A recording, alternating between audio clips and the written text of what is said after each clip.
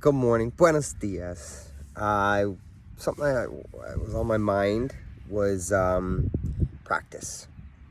I wanted to share this morning. Anything you practice, you get good at. Two things I'm going to share with you. The definition of insanity is doing the same thing every day and expecting a different result. Why do those two things go together? Well, A, because most of us wake up every day and do the same thing and expect something to change, and it doesn't. We question why. And the second part is practicing something different. Practicing something different doesn't have to just be an outward thing, like practicing sports or practicing cooking or practicing, I don't know, whatever you want to practice to better your skills, you can do that. We know this. This is something we've been taught from a very young age, and no one has to teach you that. You learn to walk by practicing. You learn to talk by practicing. You learn all these behaviors by practicing them.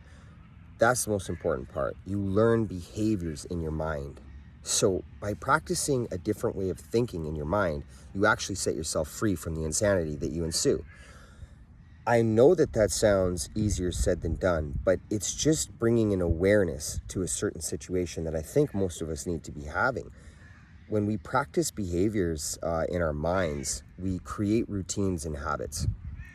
So for an example, let's say, you're always seeing the negative side of things, and it's just sort of an automatic reaction in your mind. You can't really figure out why you do it. Most times that's brought on by fear and anxiety, which many of us are living in today. Many people are living that way today. This is why it's important for me to do this video.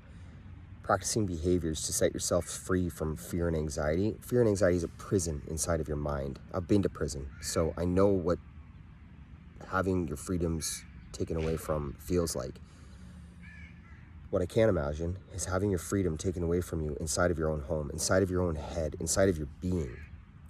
That to me is unacceptable for an individual.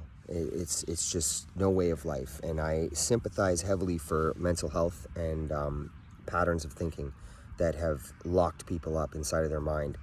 That's why it's important for me to do these videos. I have mental health in my family. It's something I understand very well. My 20-year addiction with heroin and all the drugs and crazy living taught me a lot. I mean, just because I went through 20 years of hell doesn't mean I wasn't learning the entire time. Like, a lot of people ask me, how do you understand things and come to these, like, where do you gain all these insights? Well, when you go through difficult experiences and you try new things, karmic lessons are learned and you gain an awareness, and that's what happened for me. So the 20 years I was doing things, I was sort of looking over my shoulder, watching and learning about psychology, learning about people with less, learning about what it means to be humble, learning about community, learning about mental health in places that experience it every single day. But now I'm out in the world, free from those things that held me back, and I'm seeing that it's still out in the world, inside of homes, inside of people that made all the right choices, and that's concerning to me, and that needs my attention. I want to use the experiences and lessons that I've learned and help them for other people, which is why I practiced a level of thinking in my mind. I had to change the way my mind worked. So I could set myself free from the addictions that were holding me back. A lot of people said that, I would never change. I would never be able to do something different. I would never get out of this way. This is the way it was going to be for me. I told those people that's sort of crazy for you to tell me what I could do inside my own mind.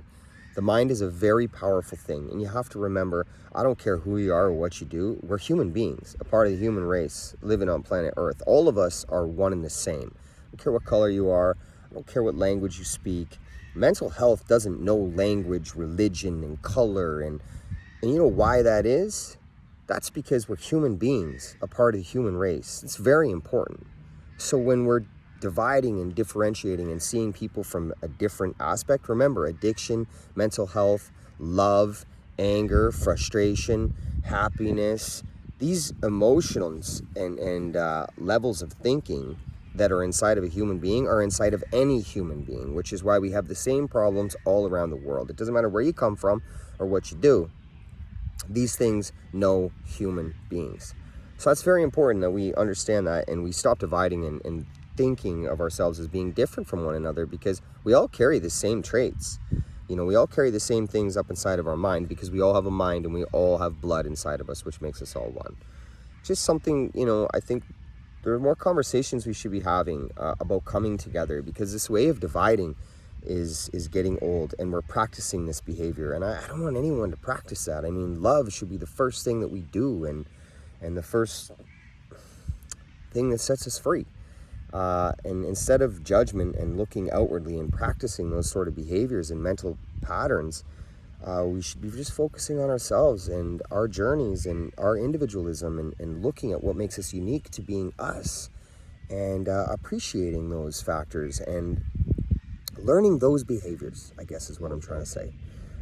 Because I believe everyone should be set free. And I know it's true, and I know it can be done because I've done it. And I continue to do it, and I'm going to help people because I value people over money. I mean, this whole idea of money is crazy, but everyone's journey, and everyone should be able to live a happy life filled with love. Just food for thought.